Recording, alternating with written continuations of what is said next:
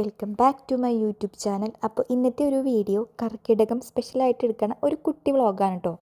ഈ മുരിങ്ങയിലയുടെ ഗുണങ്ങൾ നമുക്ക് എല്ലാവർക്കും അറിയാമല്ലേ. പക്ഷെ കർക്കിടക മാസത്തിൽ മാത്രം മുരിങ്ങയിലനെ പൂർണ്ണമായിട്ട് മാറ്റി നിർത്തണ ഒരു രീതിയാണ് കണ്ടുവരുന്നത്. ചിലവർ പറയണത് കർക്കിടക മാസത്തിൽ മുരിങ്ങയിലയ്ക്ക് കൈപ്പരസായിരിക്കും ഉള്ളതെന്നാണ്. അപ്പോൾ നമ്മൾ ഈ ഒരു മാസത്തിൽ എല്ലാ ഇലകളും കഴിക്കണം എന്നാണ് പറയണത്. 10 ഇല കഴിക്കണം എന്നാണ് കർക്കിടക മാസത്തിൽ പറയാറുള്ളെങ്കിലും ഈ ഒരു 10 ഇലയിൽ നമ്മുടെ മുരിങ്ങയില പെടാറില്ല. കർക്കിടക മാസത്തിൽ ഈ ഒരു ഇല കഴിക്കരുത് എന്നത് ആരും അംഗീകരിച്ച കാര്യമൊന്നുമല്ല. പക്ഷെ ചില പ്രദേശങ്ങളിലൊക്കെ ഇത് ഇന്നും ഒരു വിശ്വാസമായിട്ട് കൊണ്ടു നടക്കുന്നുണ്ട്. ചിലവർ പറയുന്നത് ഈ ഒരു മാസം മുഴുവൻ ഈ ഒരു ഇലയ്ക്ക് കയ്പ്പരസമായിരിക്കും എന്നാണ്. എന്നാൽ ചിലവർ പറയുന്നത് 2-3 ദിവസം മാത്രമാണ് ഈ ഇലയ്ക്ക് കയ്പ്പരസമുള്ളത്. പക്ഷെ ആ ദിവസം ഏതാണെന്ന് നമുക്ക് അറിയാത്തതിൻ്റെ പേരിലാണ് ഈ ഒരു മാസം മുഴുവൻ നമ്മളിത് കഴിക്കാത്തതെന്ന്. സത്യം എന്താണെന്ന് നമുക്കറിയില്ല. അപ്പം ഞങ്ങൾ ഇന്നിവിടെ വെക്കുന്നത് കർക്കിടകത്തിൻ്റെ 3-ാം ദിവസമാണ്. അത് കുറച്ച് പരിപ്പിട്ട് കറിയാക്കി വെക്കാനും അതുപോലെ തന്നെ നമുക്കൊരു തോരൻ വെക്കാനുമാണ് ഉദ്ദേശിക്കുന്നത്. അപ്പം ഞങ്ങളിവിടെ വെക്കണത് പരിപ്പും മുരിങ്ങയിലയും കൂടിയിട്ട് ഒരു കറിയായിട്ടാണ് വെക്കണത്.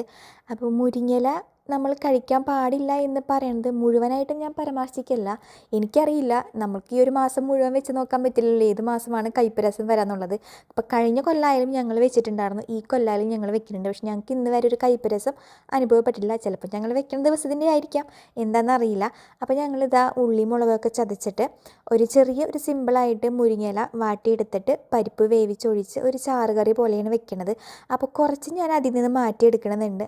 അത് മുട്ടയിട്ടിട്ട് ഒന്ന് തോരൻ വെക്കാൻ വേണ്ടിയിട്ടാണ്. അപ്പോൾ അതേ പരിപ്പൊഴിച്ച് ആ ചാറേപ്പാടെ ഒഴിച്ചിട്ട് ഒരു കറി രൂപത്തിലാക്കി എടുക്കുന്നുണ്ട്. പിന്നെ നമ്മളിവിടെ ചെയ്യണത് മുട്ടയിട്ടിട്ടാണ്. അപ്പോൾ ചീരയൊക്കെ ഓൾറെഡി വെന്തത് കാരണം നമുക്ക് എളുപ്പമാണ്. 2 മുട്ട പൊട്ടിച്ചൊഴിച്ച് ഞാൻ കുറച്ച് കുരുമുളകും ഉപ്പും കൂടി ആഡ് ചെയ്തതിന് ശേഷം അതൊന്ന് തോരൻ്റെ രൂപത്തിലാക്കി എടുക്കുന്നുണ്ട് കേട്ടോ. എനിക്ക് ഏറ്റവും ഇഷ്ടം ഇങ്ങനെ കഴിക്കാനാണ്. ചാറ് കറിനേക്കാളും എനിക്കിഷ്ടം ഇങ്ങനെ കഴിക്കാനാണ്.